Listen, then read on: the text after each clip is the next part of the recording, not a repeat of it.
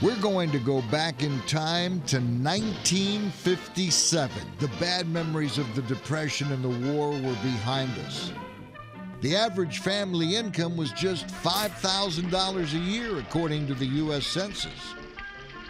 Dwight D. Eisenhower was President of the United States, and Richard Nixon was our Vice President. Consumer spending was on the rise. Everything was starting to move forward and move fast, like cars. The 1957 Chrysler.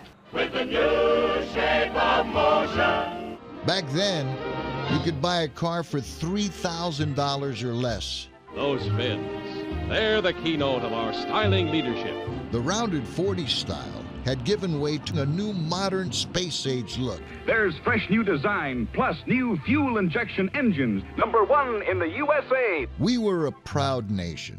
Leave it to Beaver. And family values were at the forefront of our advertising and TV shows.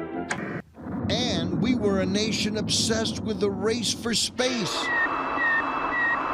As Sputnik satellites posed a new global threat, ramping up the Cold War. In 1957, this brand new flying saucer toy was all the rage for kids. A Frisbee's fun. It's a flying saucer that you command. In sports, new stars were breaking color barriers. Althea Gibson of New York became the first of her race to win the title at Wimbledon, England. On Broadway, a classic twist on Romeo and Juliet introduced the world to West Side Story, an award-winning love story between a Hispanic woman and an Anglo man. And young people, they were also falling in love with a new kind of music. Everybody in old cell block was dancing to the jailhouse rock.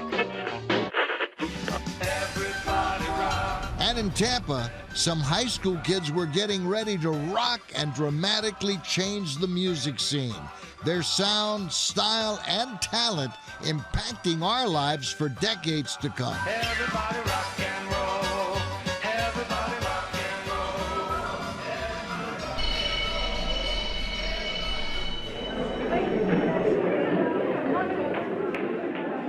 Jefferson was the most unusual school in the world. It was a community of mostly Latin kids, Italian and Hispanic, and it was a community within a community. I mean, it wasn't like going to school. Oh, to us, there was just Jefferson, Ybor City and West Tampa, and Jefferson in between. It was nothing to walk 8 blocks to 7th Avenue, to walk some more. It was nothing to walk 22 blocks to Jefferson High School, one way. What was unique about Jefferson and growing up in Ybor City or West Tampa was there were friendships made that are a lifetime. Jefferson was an extension of your home. And there was, we knew everybody from childhood, and we just grew up together. Even some of those of us that were restricted by language were given the opportunity to get ahead. We were given some tools that perhaps in other places we wouldn't have. Jefferson High School was also unique because it was the home of the Rockers.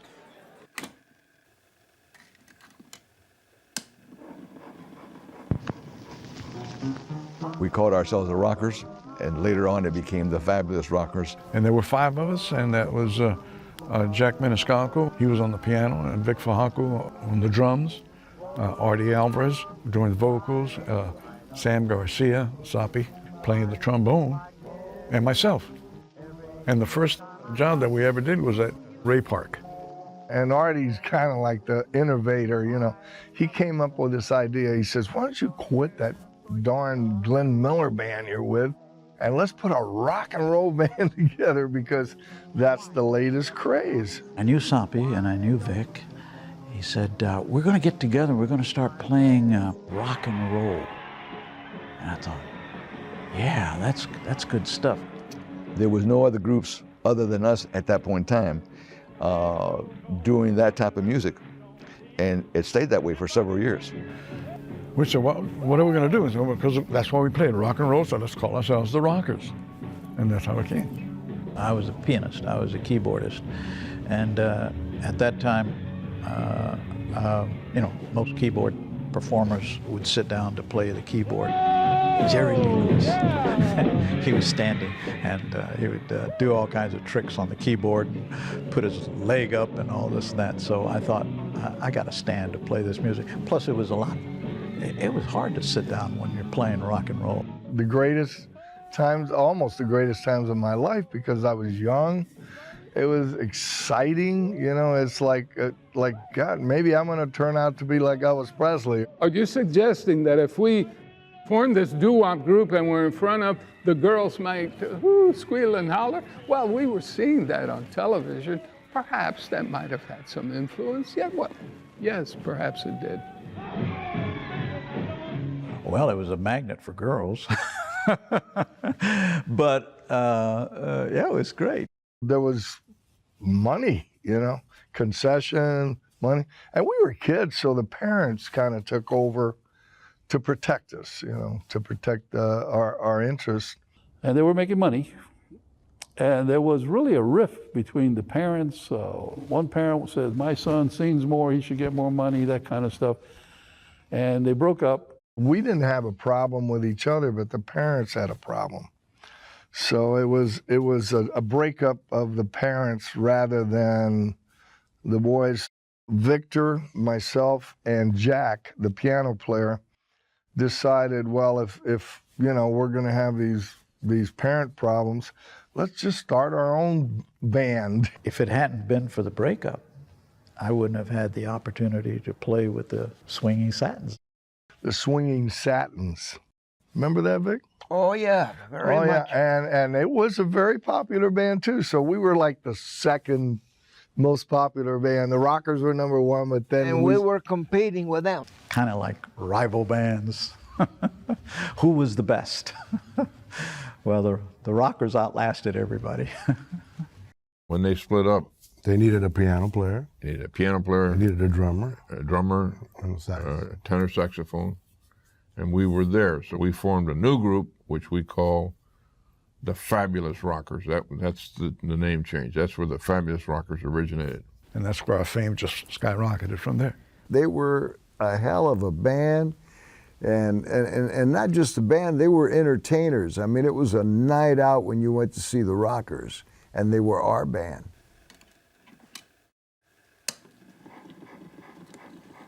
You know, these are guys that we grew up with. They were extremely, extremely talented. They were musicians. And they were not only playing rock and roll, which was a new thing at that particular time, but they were playing the old-time songs, the love songs, the romantic songs. These guys had real talent. They weren't just a garage band. A lot of these people were terrific musicians. The Fabulous Rockers were different. Each one was an accomplished musician. I guarantee you that Dennis Propello has practiced as many hours before he became popular in music as he did when he was studying in medical school to become the surgeon that he is. I had to practice my piano every day before I went out in the street and play with the kids. And I used to protest that. I would holler and scream that I wasn't going to practice. My mother, God bless her, she was strong. She was stronger than me because she wouldn't back down. She would say, "You're not going out until you practice your piano for 1 hour. Then you can go out and play with the kids." I couldn't take that, but she didn't back down. I know my brother, I think, has had a band since he was like 10 years old or something.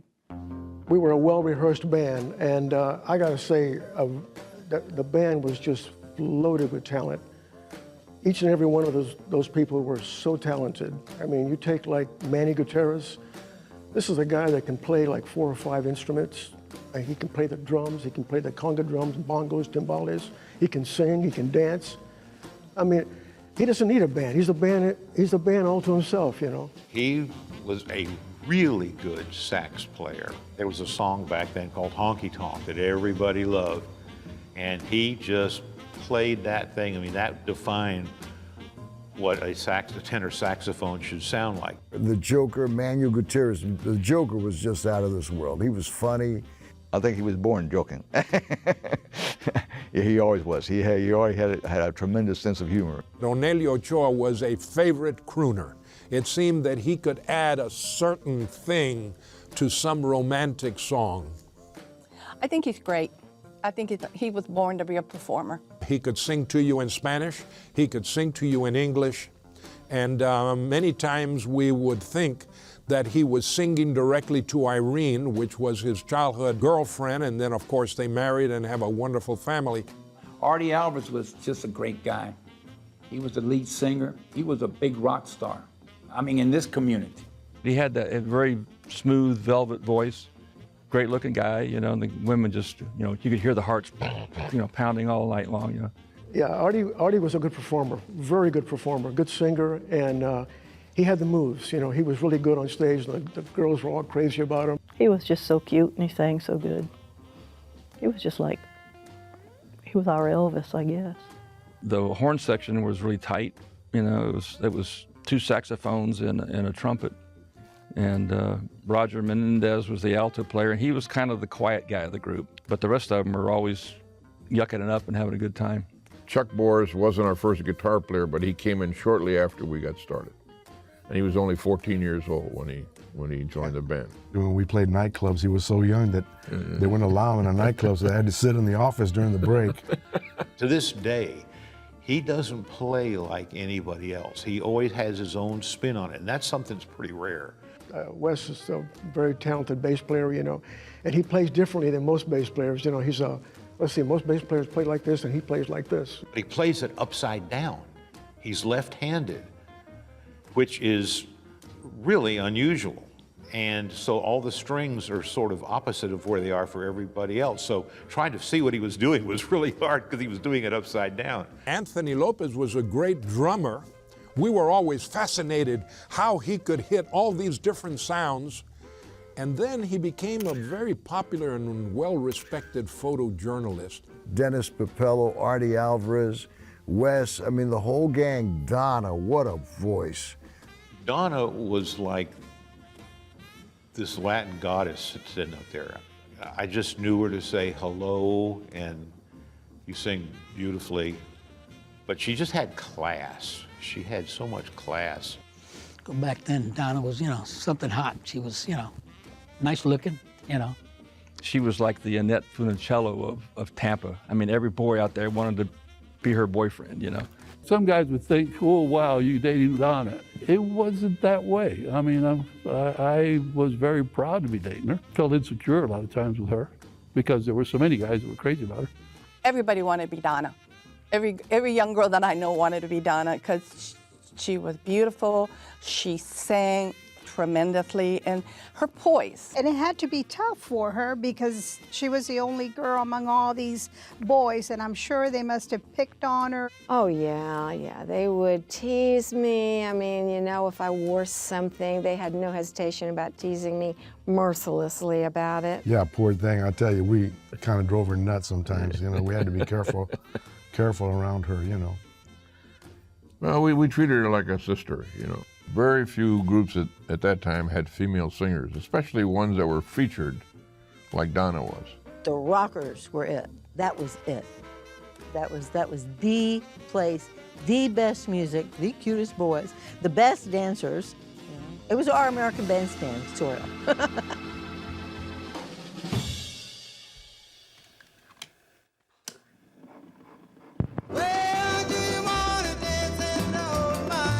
I remember that it was just a magical time in my teenage years. I couldn't wait until Saturday to get ready to go to the dance. We thought it was just like Tampa's American Bandstand. Kids going Saturday night to dance, clean fun. It was just great, and just dancing all night long, no air condition, and it was just so fun. And every Saturday, it was like you anticipated Saturday night. But everybody loved the Rockers. All you had to say was the Rockers are going to play. And boom, everybody would go.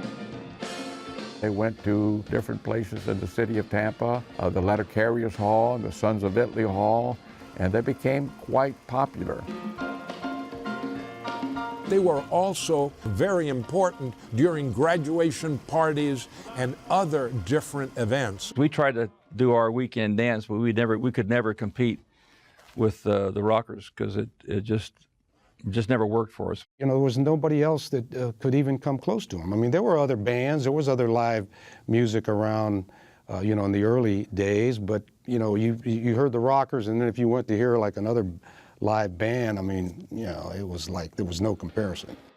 Rivals from all different schools. We all came together in one dance hall, and no one was a rival.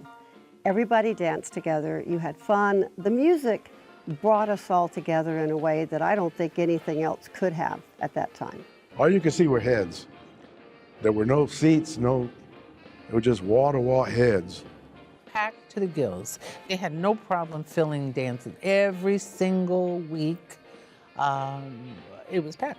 There were a lot of people sitting on cars outside because they'd get tired of being so squashed inside. So there was as much socializing going on outside as there was inside. Our moms and dads had the concession. There was a table that we had at the back of the letter carriers hall. And when the girls would come in, they would throw all their handbags on that table because they didn't want to carry it when they were dancing, of course. And you could see a pile of handbags, and nobody touched anything.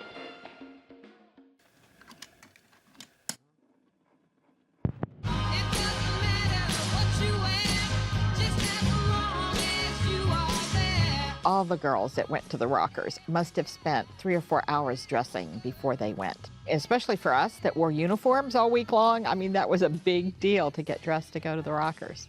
It was the thing to do, dressed up. We were influenced by Jackie Kennedy during that time because it was in 1960, 1961, and she was a role model, I think, for us. And we all had the teased up bubble kind of look, defined eyebrows. And then, of course, the teased hair. I mean, it took hours to get your hair done, hours. You just had to have that look. And then the makeup. White lipstick and Elizabeth Taylor Cleopatra eyes with the big black eyeliner. Oh yeah, the drama. You picked out outfits in advance and your girlfriends came over and you went over and you would show each other what you were going to be wearing. A lot of crinolines and the full skirts, and we actually all probably had the skirt with the poodle. That you had to have one of those. We were much primmer dresses and clothes than what you see today.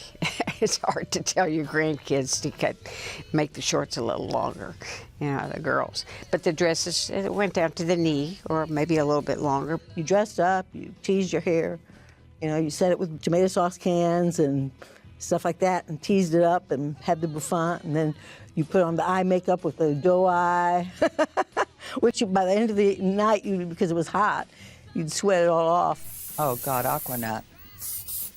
Huge. Curls. Oh no, I can show you pictures that are just embarrassing. It was up and then those big curls all over our head. I want the biggest, the highest French twist beehive you can give me. Because I was short, I wanted to look tall. Let me tell you, he gave it to me so big, I couldn't even sit in my car to drive home because the hair was hitting the headpiece of the, so I had to slouch like this. I mean, it had to have been 8 or 9 inches high. Saturday night you would wear your best, you know, you'd wear your black and white shoes, and your tan pants, and your button-down shirt had to be Gant, or you'd wear your Weegians, your penny loafers. It was in the 70s. I saw that movie with John Travolta, Saturday Night Fever. I will never forget that movie because that was my routine. I would take my favorite shirt, my favorite pair of pants, and used to put it on my bed, just like the movie. Of course, had my hair combed, and I wanted to look as sharp and as pretty as possible for the rockers because the rockers was, in those days, that was our form of entertainment. You anticipated Saturday night because it was always so fun, and you never got tired of listening to the rockers. I mean, that was the place to be seen, you know.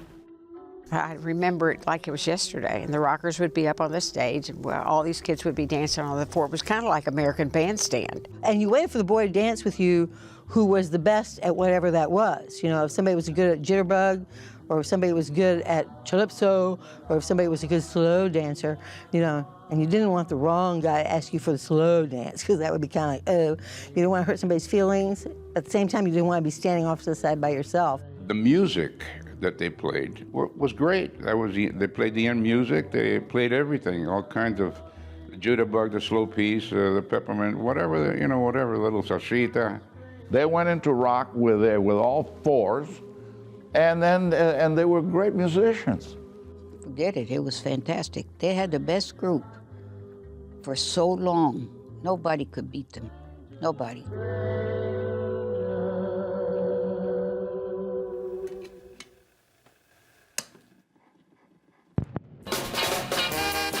What I remember about the Fabulous Rockers is that all the high school students were crazy about them and still are. We fell in love with the Rockers. And we fell in love at their dances. We met there. We actually met at one of the rocker dances on a Saturday night, and I asked her to dance, and 50-something years later, we're still here. Still dancing. The first time I remember seeing the Rockers was probably with Frank when we were dating, and that was back in 1958. The first time I saw the Rockers actually was with Manuel. That was our first official date. First time I ever got to dance with him at the Rockers. I've never danced with him since, for the evening. It just occurred to me now when I was talking to you that, yeah, that's exactly where I met him. I was 14, it was 9th grade, and he was in the 10th grade. He was a freshman. I met him at one of those dances. He asked me to dance. I remember dancing with him, and he had the best scent, the best cologne on. And from then on, we were friends, and that was it. I thought he was great, great looking, beautiful eyes. Fell in love instantly. He had been in the audience all through the time that I was with the band. And I asked her if she was dating anyone. She said, no, and I just asked her to go out. And I said, yes, okay. He was cute. So I went out with him, and, you know, the rest is history. That was my first day with my wife in 1958. I took her over to Hellenic Center to go listen to the Rockers. And on the way back, the gas gauge was broken, and we ran out of gas. So that was my first date with Shirley at the Rockers, and I run out of gas. We wanted to follow the Rockers. We wanted to take our girlfriends to dance to their music. What's it fun? We're 16, 17 years old. We're on the road with these shows and stuff and signing autographs, and was it fun? Oh boy, it sure was fun, yes. Those guys up on stage were the target of every female's attention. I can still remember they would be up on the stage playing and singing, and the girls would be, you know, kind of giving them the eye and like, notice me, notice me. Well, it's not pleasant for the girlfriend. It was kind of exciting in a way, but I wanted to say, hey, hands off, you know. He's not Elvis Presley, he's just a local Tampa boy. They were all so good looking to us at the time. Of course, we were like, and the boyfriends didn't like it too much. There was times when I would get jealous because some of them would really just be out of line, to be honest. And that's been all through his profession, out of line. But after a while, you just have to have this trust and confidence that you can't let it bother you that much. Whenever he'd do a solo, it was like out of this world, you know, and all the girls looking. Yeah, I was excited for him, and at the same time, I don't mind admitting I was a little bit jealous, if I'm going to be honest. I had to share him. I was very proud of him. I was never not proud, but I was jealous at times, and even of the band itself, because I thought they took him away from me a lot of the time, but it's okay. It all worked out. We're still together. Yeah, he called me When we were at the peak of our popularity, we were working just about every night of the month. All the time. They played all the time. They were so busy. He said, "Is there any night we're not working in December? We are not booked." And I looked at the book. I said, "Yes, December 28th."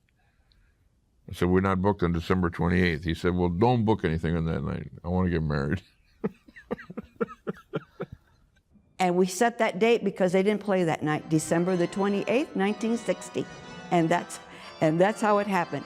And you be my best man. And I was his best man. And then my honeymoon, forget it. I mean, the next night I had to go play, you know. Oh my goodness. So it was a very short honeymoon. We've never really had a honeymoon. But anyway, we made the most of it. Without a doubt, the Rockers loved entertaining, and it went beyond the music. They were also known for their crazy comedy skits, and who can forget the pies in the face? One of the things that makes the Rockers different than most other bands of that era was the fact that it was not just audio, it was visual and audio. It was a show. Every Saturday they had a skit, you know, whether it was pies, they would pick something up and do a skit. And it was like, you'd have the dance, but also you'd have like entertainment. Somebody, I don't remember who it was, came up with the idea of doing this thing and having people in the audience select who they wanted to pie in the face. Then we started turning the whole thing around and started pieing each other, all right? We used to love to throw pies at each other, you know. And I mean, it was lemon meringue everywhere, you know, it was just hilarious. The audience and everybody loved to see the guys with pies in the face. So that was fun. We all got dressed up with, you know, covered up with sheets or whatever it was, and in order to receive these pies in the face. Yeah, we were equal opportunity employer. Everybody had to get a pie in the face. Oh, I got it, man. Yeah, he got the pie, but he liked it. Dennis did too, and everybody did, and all of us did. Well, no, I used to say, no, the camera, no, you're gonna get it on the camera, you know. That was my excuse to not get pie. And then I was taking the pictures. Have you seen some of those pictures of the pie throws? I mean, just they're priceless. I mean, the kids in the audience, I mean, they loved it. They absolutely loved it. They looked forward to that. I was going to pass up lemon meringue. They were real pies. I think Donna may have escaped because of her hair, but everybody else got a pie in the face. They took pies in the face. They put their heads outside of things and just, you know, did all these comical things, hats on their heads, pretending to be Fidel Castro. The Pit and the Pendulum. The Pit and the Pendulum was my favorite. The movie was showing at about the same time at the Tampa Theater downtown. We went down to the Tampa Theater where they showed the movie. They had the thing out front, this enormous pendulum thing going to cut off your head. So we went and we talked to the manager of the theater. We said, hey, what about this? I said, what are you going to do with that after? He said, I'm going to throw it out. I don't know. It's so big. He said, we'll come and get it. And we did. So we moved that thing from the Tampa Theater to the Letter Carriers Hall. And we brought it in, and we had this big guillotine on stage, you know, and it was hilarious. I think Roger was on it. I think it was Roger Menendez was. And I was Vincent Price. He was Vincent Price. And we always tried to capitalize on current events, you know, like when Yuri Gagarin went up in the rocket, you know, we built this big rocket on stage, and man, he was sticking his head out, you know. He was our astronaut. Instead of Yuri Gagarin, like the Russian astronaut, he was Yuri Gagarin, American astronaut, and he had his head stuck out of a hole on the spaceship. In a fake spaceship. And he had a big horseshoe around his neck. It was actually one of those horseshoes that we play with, you know, a big thing like this. It was this big. That was one of those little creative moments, you know, that paid off. The people loved that skit. It was stuff that we did to make the kids laugh, and that's a wonderful thing to experience. And the kids loved it. The kids loved it. I would just stand off to the side and watch and laugh.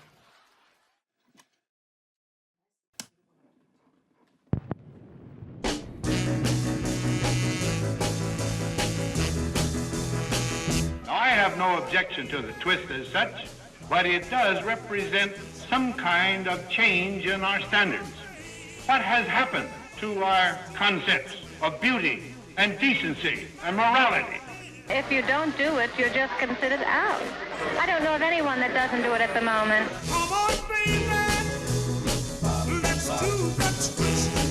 It was so infectious, and that was our music. That made us jump. The other stuff was for our parents, and it was fun, but it wasn't rock and roll. Music was changing. Dances were changing. Bodies were wiggling and dancers were detaching and moving to new sexy sounds. And some of those new sounds started in Tampa. We've got a pretty rich music history in Tampa, going beyond even rock and roll. Most people aren't aware the twist began right here. Hank Ballard was in town performing on Central Avenue. Central Avenue is the place where it would have emanated from, because that's where most of our entertainment was. This, of course, is way before I-4, and Central Avenue had several clubs along there. And while he was in town, he saw some kids who were dancing out there, and he asked them what they're doing. What is that? And he said, we're twisting. And Hank Ballard watched him for a while, and he thought, wow, that's something. And he, that evening, wrote the twist. Oh, Hank Ballard and the Midnighters, they had a hit. Come on. They had a hit with the twist. Hank Ballard wrote the twist. Chubby Checker had the hit. Ladies and gentlemen, here's Chubby Checker.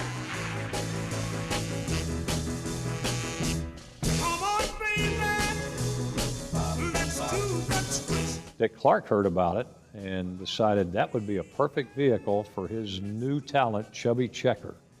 And that's how it all began, right here in Tampa. The twist was, we said, what is this nonsense? Standing around going like this, is that dancing? Well, not to us. Yeah, the twist. We used to do the twist, yeah. I was a pretty good twister. In fact, some of the girls didn't want to twist with me because every time I twisted, there would be a crowd around me. You know, I can still feel that. I just felt like really important. I really felt good.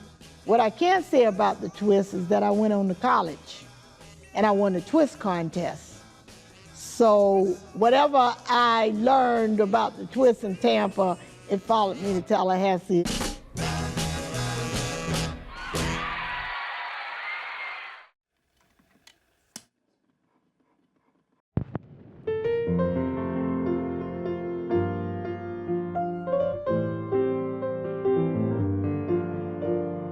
I wrote the tune just tinkering around the piano one day, and the melody sort of caught on right away. What I Still Be Loving You was music. Papalo had written that, and he would play it, and we would listen. It was a ballad. And at that time, we were pretty close in the group. We would exchange a lot of, ideas. And then I wrote those lyrics so that he could play it and I could sing it. And then that's how that began, and that's how it was really accepted. And it did reflect something that I felt about the time. And we were going through high school. You're going to be leaving high school and leaving, sort of a comfortable environment with all your friends and either going to college or doing something. And I think the music, to me, captured that feeling. And then the words sort of brought out whatever the feeling was, Especially the last phrase, when all those Goldilocks have turned to gray and our children have grown up and gone away.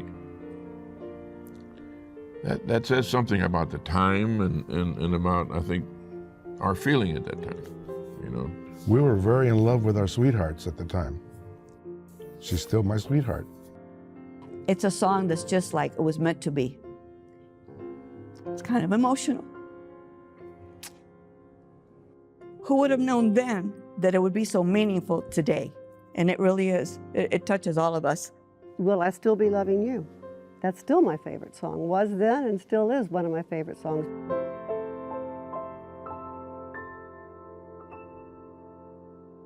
If the stars forget to twinkle in the sky. And Niagara Falls would suddenly run dry. Will I Still Be Loving You? the same way that I do. But I'd only love you till the end of time. We would dance to it and I would sing in his ear. And when all those Goldilocks have turned to gray. When our children have grown up and gone away. Would I still be loving you? In the same way that I do. No, no. I'd only love you till the end of time. No, I'll only love you till the end of time. Yeah. Once again, by popular demand, these are the fabulous Rockers. Man, when the Rockers played on the radio, oh my God, it was just awesome. It was really great, you know? oh yeah, that was amazing. You know, we all sang out loud and we were all so proud and we felt like, you know, our own had made it. Oh, I couldn't believe it. Gee, we made the radio, you know? Yeah, it was magical. That was just probably the highlight of our life. We went down to Criteria and recorded that tune 30 different ways in a whole day session. I think we went into the second day as well. I did anticipate that there would be a lot of takes.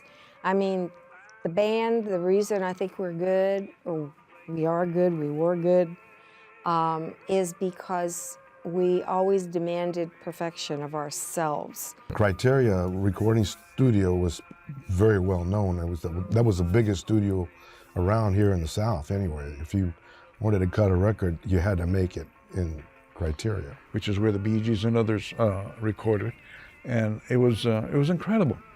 I think in the beginning we were all excited, but it became the stark realism of what you were doing and hours and hours and hours of going over the same thing, which may sound right to you, but it didn't sound right to the sound man behind the glass. That became a little bit of a problem after 7 or 8 hours of working on this record. Perfect. Do it again. Take two. In the beginning, everybody. Yeah. First, orange two. Here we go. We finally got a sound that everybody was satisfied with. It was different from what we had originally written the tune to be. We went down there to do it as a ballad, which is how we used to do. We used to end the evening, and we still do with this same song, as a ballad. And Steve Alema was the producer. And he said, no, we got to change this. So he told Donna to do that, ooh. When you hear that ooh, that was a totally different, like it was a background thing. But all of a sudden it took priority in the record. You heard it over and over and over again. And told the horns, play da-da-da-da, and told Dennis to play the clink, clink, clink, clink. And we did it. Man, I tell you, we were so proud when we heard that song on the radio. I mean, I still remember the first time I heard it because the disc jockey that was playing was Rock Robbins. When Would I Still Be Loving You was on the radio, it was amazing. They all wanted to hear the Rockers, yeah. It was the biggest thing going. Anytime that it came on, if someone from the group heard it, pick up the phone and call somebody else from the band and saying we had a chain reaction, so to speak, because of course back then there was no cell phones. And it was just a frenzy. Oh my God, they're gonna really make it big. It was really exciting. That's when I felt like, oh my God, these are really celebrities. They're really gonna go places. When it played on the radio, everyone's listening to that. Yeah. That was exciting. That was very exciting. I was proud of the band when it made the radio. That was worth it all, you know. And they skyrocketed. So everybody here was elated. Well, it was like, wow, is this for real? You get these feelings that they were up there with everybody in the country. We had such great pride to know that our boys, our rockers, were making it. We never made a dime from that record, even though it went pretty high on the charts. You had to have the right promoter, a great promoter, to get something like that done. And the Rockers just didn't have the right one because they certainly had the great sound. There's no doubt about that. If it was recorded today by a Harry Connick, Michael Bublé, somebody like that, it would be a hit.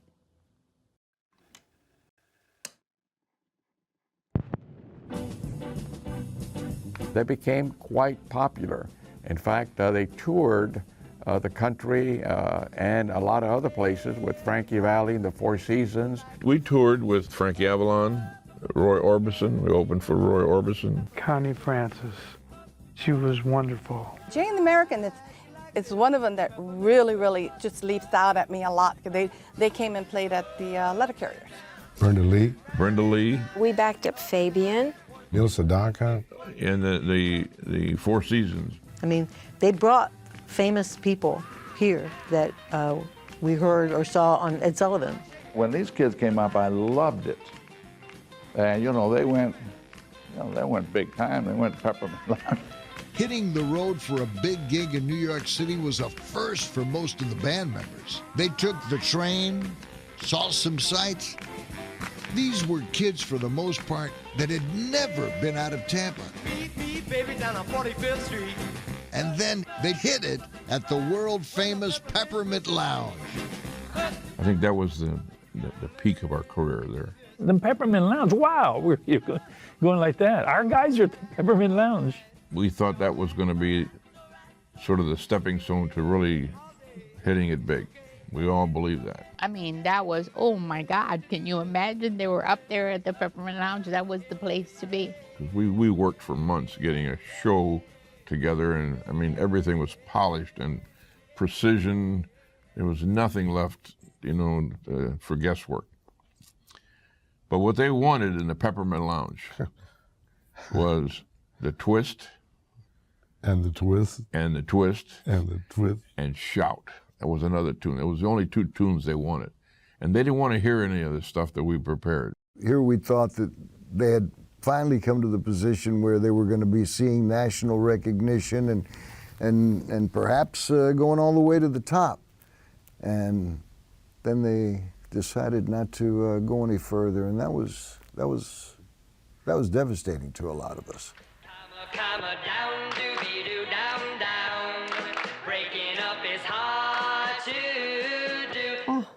Heartbreaking. I remember the last time Dennis was going to play before he left for school, and it was heartbreaking. I think we all thought it was over, that part of our life was going to change forever. I could see the end coming because I know Dennis wanted to go to medical school. He wanted to be a doctor. That was always in the back of his mind. And I knew at some point if I was going to get into photojournalism, I mean, I had to start, and you can't do both. I was excited about my new life. I was married, and I was expecting my first child. When Donna was pregnant with Laura, Dennis was going to medical school. Anthony became a photojournalist. Onelio decided later on to go to become a teacher. Roger was in marketing.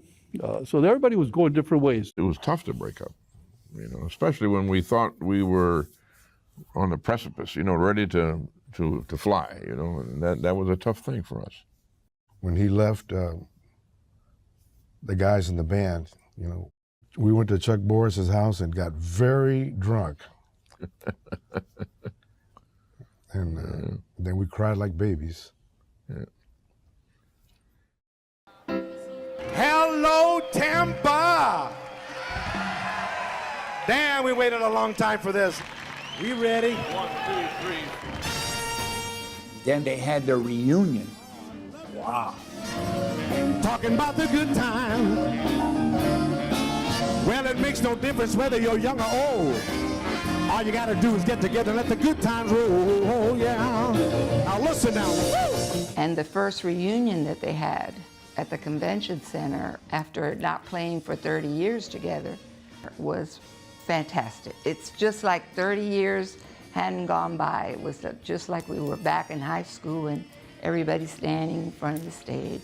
Nobody wanted to leave when the dance was over. It was really nice. That was a great evening. And talk about nostalgia. Would I still be loving you in the same way that I do? Oh, I'd only love you till the end of time. I mean to tell you, everybody was everybody that was somebody in Tampa, because I think they had, it was at the convention center. I want to say, I'm not exaggerating, 5,000 or more people were there. There was a lot of people there. I was a teenager all over again. And the people that in the audience, I remember particularly when we played Will I Still Be Loving You, just crying, men and women, holding each other and rocking back and forth, listening to the tune as we were playing. That was a great thrill for us. I think they love being together again. They're older. I think they appreciate being together at their age, that they're still together. I think they appreciate each other a lot more. They were every bit as good as we remembered, and maybe even better. But God Almighty, it was so good to see them perform again. I mean, it was like going into a time machine.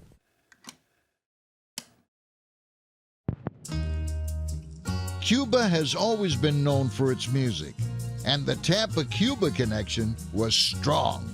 You have a bridge here for many, many, many years, back and forth between Havana and Tampa, and all the history of Jose Marti and the Rough Riders and the cigar factories, our grandparents. The rockers came along, and they were kind of like the metamorphosis of the music that was developed by those immigrants in Ybor City, the older guys. And these guys are part of that melting pot of history.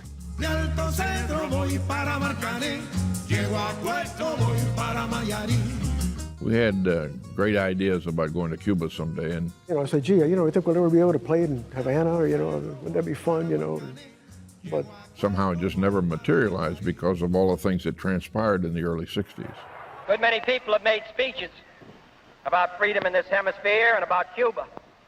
But 3,000 men and women who worked in this city were put out of the job in order that we might carry out our policy towards Cuba, so this city understands what this struggle is all about. 50 years later, the political tides turned and the sanctions from the 60s were slowly lifted. Well, when I first talked to the rockers about going to Cuba, I had no idea all this was going to happen. These sanctions being lifted in part. This is the first time in over 50 years that a U.S. band has gone down to Cuba. This has nothing to do with politics. It has to do with people exchanging a cultural event. That's one thing that's universal. It's apolitical, and that's music. We're going to go as ambassadors doing this that I don't think has ever been done.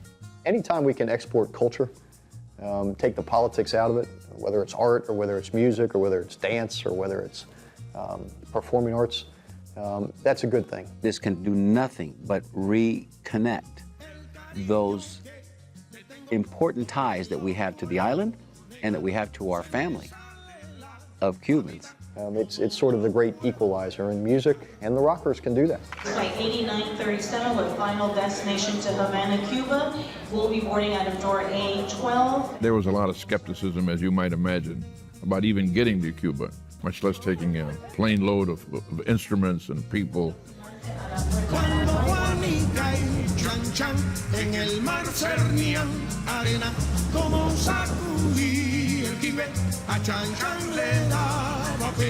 Somehow it all came true, but nothing prepared me for what we found in Cuba. The Cuban people were so gracious. They embraced us like we were long-lost family members coming back home.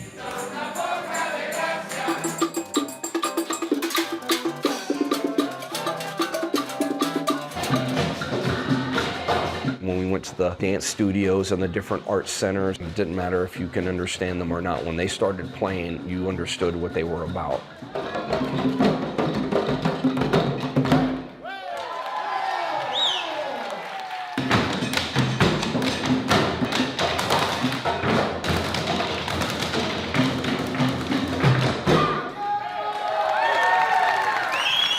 It was an amazing thing to experience. It was one of those rare experiences in life which I'll never forget.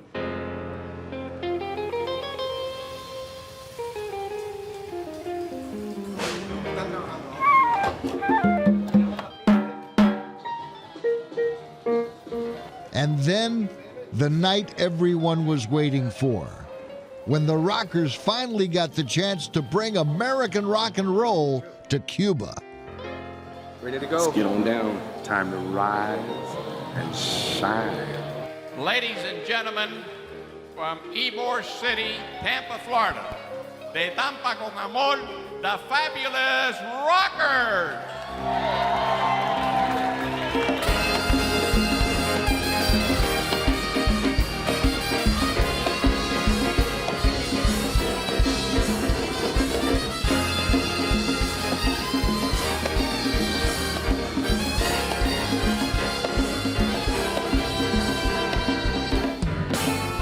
That when they started playing, all of the invited Cuban citizens, all the invited Cuban dignitaries, everybody got up and started dancing.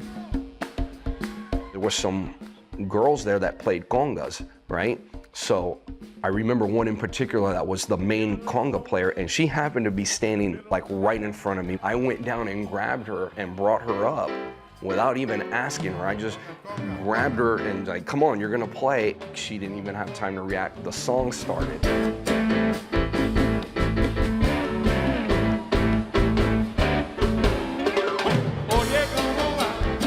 And these guys from the band are filtering up. We brought all the Cuban band up there, and one girl that plays great flute got up there.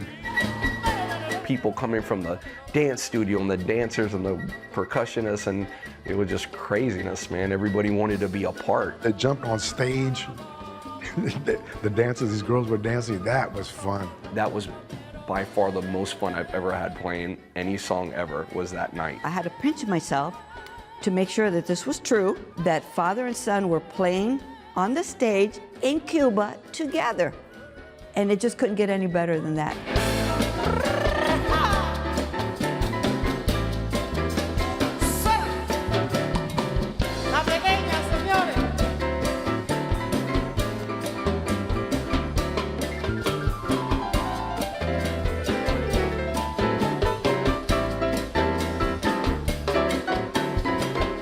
It was magical.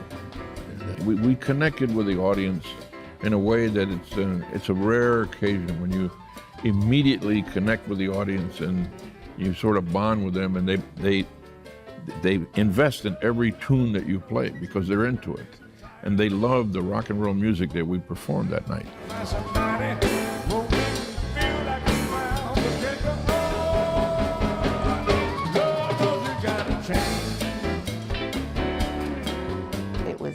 Wonderful. I thought they just welcomed us with open arms, and I think the band was maybe better than ever. It really took my breath away. We all started crying because it was just amazing, amazing, amazing. Gracias. Gracias a todos.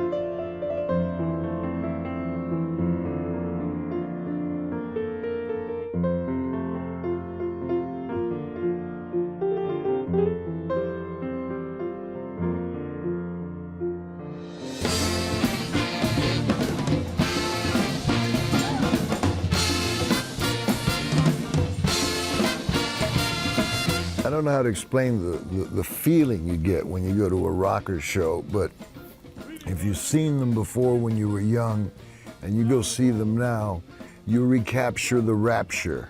It's like one song, 1,000 memories. Let me sit in the dark cry. You know, we grew up at a time in Tampa that was, everything was special at that time. It's different today, but we lived our lives through music. They were a great, great band, and they were part of Tampa history. We were avant-garde, before our time. Yeah. It's difficult to put into words, but I mean, when you begin to think about it and what you felt at the time, the feelings are very emotional, right? I never thought that we would ever get the opportunity to come back together again or even see each other again. I'm very proud to be a rocker. I'm still proud to be a rocker. I will always be a rocker. We're rockers forever, and you know, I think I would like to see the band continue to play as long as we have fans that want to come see us. It's a sort of a magic that comes back, and thank goodness that it's still there. Here I am, 73 years of age, and I'm still doing the things that I was doing back when I was 17. And sometimes I catch myself and I say, whoa, do you realize what you're doing? And it's incredible. And if roses bloomed in winter without rain, and through summer every snowflake would remain, would I still be loving you in the same way that I do? No, I'd only love you till the end of time. Love is a thing you must treasure. Love through time will not pass. True love's a thing you must pray for.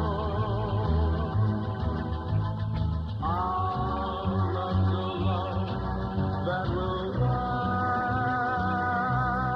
and when all those Goldilocks have turned to dust, and our children have grown up and gone away, will I still be loving you, just like I do? No, I only love you till the end of time. This is not a story necessarily about the band alone. This is a story about the people who have made this journey with us.